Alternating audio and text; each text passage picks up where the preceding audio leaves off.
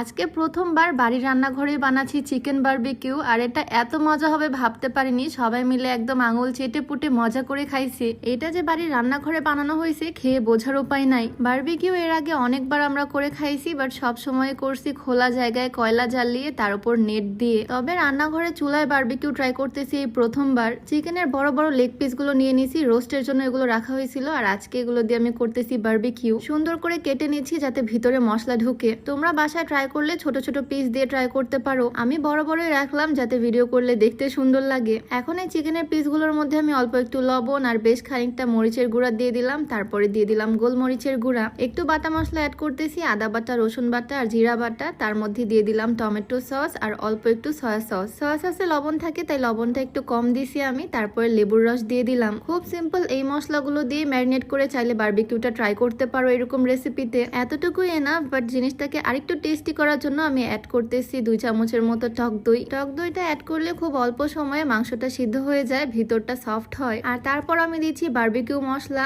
এই প্যাকেটের মশলাগুলোতে এক প্যাকেটে অনেকটা থাকে, এতগুলো আমি ইউজ করব না। অল্প একটু বারবিকিউ মশলা আমি এখানে দিচ্ছি যাতে ফ্লেভারটা সুন্দর আসে। আর বাড়িতে বারবিকিউ সসও ছিল, স্মোকি ফ্লেভারের জন্য আমি একটু বারবিকিউ সস দিচ্ছি। চাইলে বারবিকিউ মশলা বা সস যে কোনো একটা দিয়ে করা যাবে। তারপর দিয়ে দিচ্ছি সরিষার তেল। সরিষার তেলটা মাস্ট, সরিষার তেলই দিতে হবে, সয়াবিন তেল দিয়ে করা যাবে না, তাহলে ফ্লেভারটা অথেন্টিক আসবে না। প্রথমবারের মতো ছোট ছোট মাংসের টুকরা দিয়ে বাড়িতে যা আছে তাই দিয়ে ট্রাই করে দেখতে পারো, অনেক মজা হয়। আমার রেসিপি ভিডিওগুলোতে যখনই আমি বলি খাবারটা অনেক মজার, তখনই আমাকে অনেকে কমেন্ট করে, আপু তোমার সব রান্নাই কি মজার, তাহলে খারাপ কোনোটা হয় না? আসলে আমি যেহেতু ভিডিও করে তোমাদের সাথে শেয়ার করতেছি, তাই যে খাবারগুলো মজা হয়, ফ্যামিলির সবাই মজা বলে, সেগুলোই তোমাদের সাথে শেয়ার করি, যাতে ভিডিওটা দেখে তোমরাও কিছু শিখতে পারো বা বাড়িতে ট্রাই করে দেখতে পারো, তোমাদের উপকারে আসে। যাই হোক, চিকেনের পিসের গায়ে মশলাগুলো সুন্দর করে মাখিয়ে নিলাম। এখন 20 মিনিটের জন্য ম্যারিনেট করতে রেখে দিব। আর এই ফাঁকে একটু বলে নিচ্ছি, তোমরা যারা চিকন হতে চাও, ওজন কমাতে চাও, চাইলে স্লিমিং হার্বাল টিটা ট্রাই করতে পারো। এটা সম্পূর্ণ ন্যাচারাল উপাদান দিয়ে তৈরি, তাই কোনো রকমের সাইড ইফেক্ট নাই। ওজন কমানোর পাশাপাশি এটা গ্যাস্ট্রিকের সমস্যাটাকেও দূর করবে। এটা তোমরা beauty by Lim Facebook page থেকে পেয়ে যাবা। পেজটা আমার ডিসক্রিপশনে মেনশন করে দেওয়া থাকবে, নাম্বারটাও স্ক্রিনে দিয়ে দেওয়া থাকবে। যাই হোক, প্রায় আধা ঘন্টার মতো চিকেনটাকে ম্যারিনেট করে রাখতে হবে যাতে মশলাগুলো ভিতর পর্যন্ত যায়। আর দেন এখন রান্না করে নিব। রেসিপিটা খুবই সহজ, খুব অল্প সময়ে করা হয়ে যায়। চুলার উপরে প্যান দিয়ে একদম লো হিটে সরিষার তেল গরম করতে দিলাম, আর তার মধ্যে এখন চিকেনের পিসগুলো দিয়ে দিচ্ছি।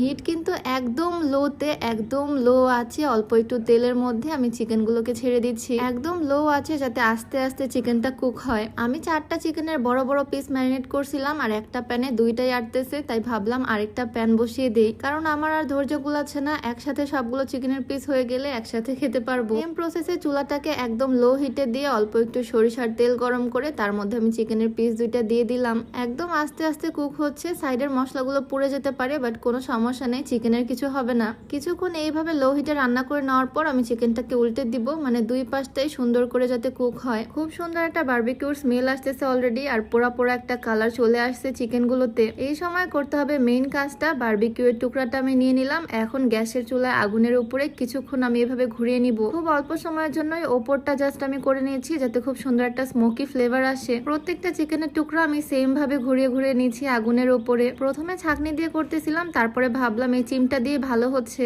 একদম সাবধানে আস্তে ধীরে আমি চিকেনগুলোকে পুড়িয়ে নিলাম। আর এখন কিন্তু একদম রেডি আমার বাড়িতে তৈরি বারবিকিউ। সবগুলো পিস একদম রেডি, আর সাথে দিয়ে দিচ্ছি টমেটো সস। সস ছাড়া বারবিকিউ একদমই মজা লাগে না। আর লেবুর রস তো থাকতেই হবে, লেবু কেটে নিচ্ছি, আর উপরে ডেকোরেশনের জন্য আমি স্লাইস করে লেবু দিয়ে দিচ্ছি। আমার বাড়িতে তৈরি চিকেন বারবিকিউ একদম রেডি। আমি আশাই করিনি এত পারফেক্ট হবে। কাউকে না বললে বোঝার উপায় নাই এটা যে বাড়িতে বানানো হয়েছে, মানে কোনো রকমের কয়লা না জ্বালিয়ে, নেটের উপরে না দিয়ে প্যানে করা হয়েছে, সেটা তো বোঝা যাচ্ছে না। বারবিকিউ মশলা, বারবিকিউ সস দিয়েছি, তাই খুবই সুন্দর একটা ফ্লেভার আসতেছে। আমার হাজবেন্ড তো খুব মজা করে খাচ্ছে। ওর খাওয়া দেখে তো আমারই লোভ লেগে যাচ্ছে, যেভাবে মজা করে খাচ্ছে। আমি, আমার ননদ, আমার হাজবেন্ড, আমার শাশুড়ি, আমরা সবাই মিলে খুবই মজা করে খেলাম রাত্রের বেলায় বারবিকিউটা। রেসিপিটা খুবই সিম্পল, আমি আবারও বানাবো, এরপরে ছোট ছোট টুকরা দিয়ে একদিন ট্রাই করব। তোমাদের কাছে কেমন লাগলো আজকে ছোট্ট ভিডিওটা অবশ্যই কমেন্টে জানিও। দেখা হয়ে যাবে নতুন কোনো ভিডিওতে। সবাইকে আল্লাহ হাফিজ, আসসালামু আলাইকুম।